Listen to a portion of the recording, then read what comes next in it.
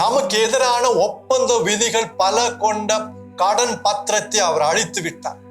நம்முடைய முன்னோர்கள் தவறு செய்திருந்தாலும் பாவம் செய்திருந்தாலும் கட்டளைகள் மீறிய பொழுது சாபம் வருகிறது. அது அக்ரிமெண்ட், கடவுள் போட்ட அக்ரிமெண்ட். அதுல நமக்கு தப்பிக்க முடியாது. ஆனா என்ன நற்செய்தினா, இயேசு கிறிஸ்து முழு மனிதனாக இந்த உலகத்தில் வாழ்ந்து கடவுளுடைய கட்டளைகள் அனைத்தையும் நுணுக்கமாக கடைபிடித்து அவர் தம்முடைய சிலுவை மரணத்தின் வழியாக நம்ம மேல விழ வேண்டிய சாபம் அனைத்தையும் அவர் ஏற்றுக்கொண்டார். அவர் மேல அந்த சாபம் வந்து விழுந்தது.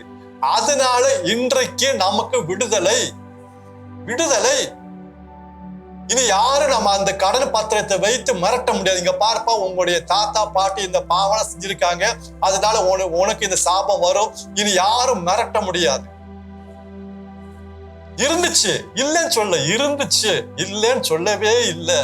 ஆனா அனைத்து சாபத்தையும், அப்படி வந்த அனைத்து சாபத்தையும் கிறிஸ்து ஏற்றுக்கொண்டதால் எனக்கு சாபத்திலிருந்து, திருச்சட்டத்தின் சாபத்திலிருந்து, அந்த வார்த்தை ரொம்ப முக்கியம்.